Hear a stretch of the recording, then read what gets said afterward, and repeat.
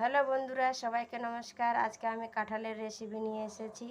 কাঁঠালের রেসিপিটা কিভাবে তৈরি করব পুরো ভিডিওটা দেখতে থাকুন।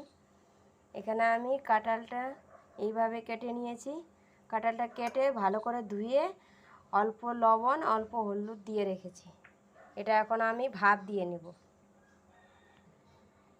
এর মধ্যে এখন আমি জল দিয়ে দিচ্ছি। জল দিয়ে 3 থেকে 4 মিনিট ভাপ দিয়ে নেব।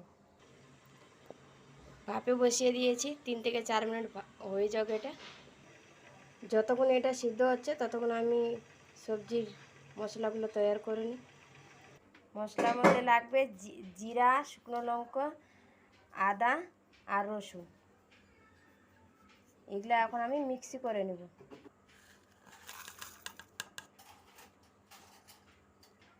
সামান্য জল ঢেলে ভালো করে পিষে নেব। মশলাটা বাটা হয়ে গেছে।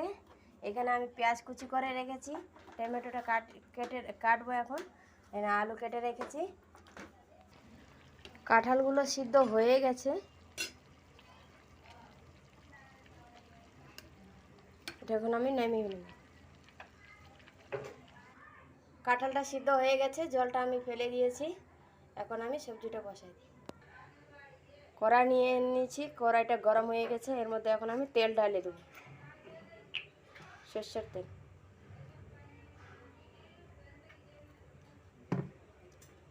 তেলটা গরম হয়ে গেছে, এখন আমি আলুগুলো ভেজে নেব।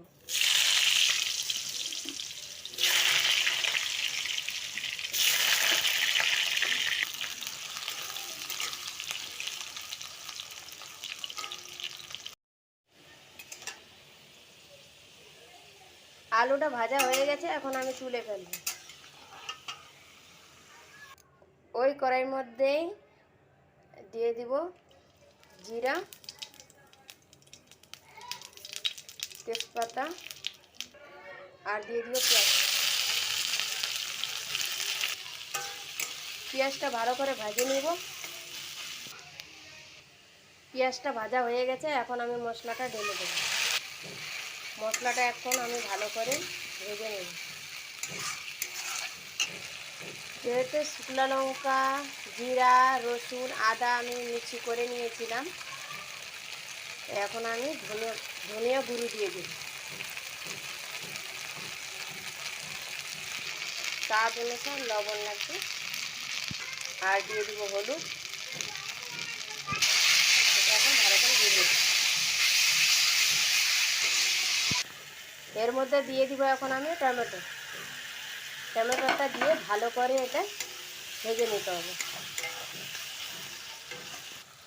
সামান্য পরিমাণ জল দিয়ে দিব, যাতে টমেটোটা একটু সিদ্ধ হয়ে যায়। জলটা শুকিয়ে নিয়েছে, এখন আমি এটা ভালো করে ভেজে নেব। ততক্ষণ ভাজতে হবে যতক্ষণ তেল না ছাড়ে দেয় মশলা থেকে। মশলাটা প্রায় ভাজা হয়ে গেছে, এখন আমি এর মধ্যে সব সবজিগুলো ঢেলে দেব। আলু, কাঁঠাল, সব সবজিগুলো ঢেলে দিয়ে ভালো করে ভেজে নেব। ভালো করে ভেজে নিতে হবে।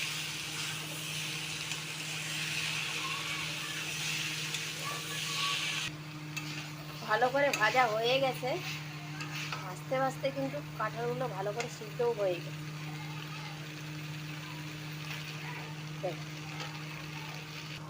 এখন আমি জল দিয়ে দিব। জল দিয়ে ভালো করে নাড়াচাড়া করে 5 থেকে 7 মিনিট এখন এটা ভালো করে ফুটিয়ে নেব। ভালো করে ফুটিয়ে গেছে, এর উপর দিয়ে আমি গরম মশলা দিয়ে দিই।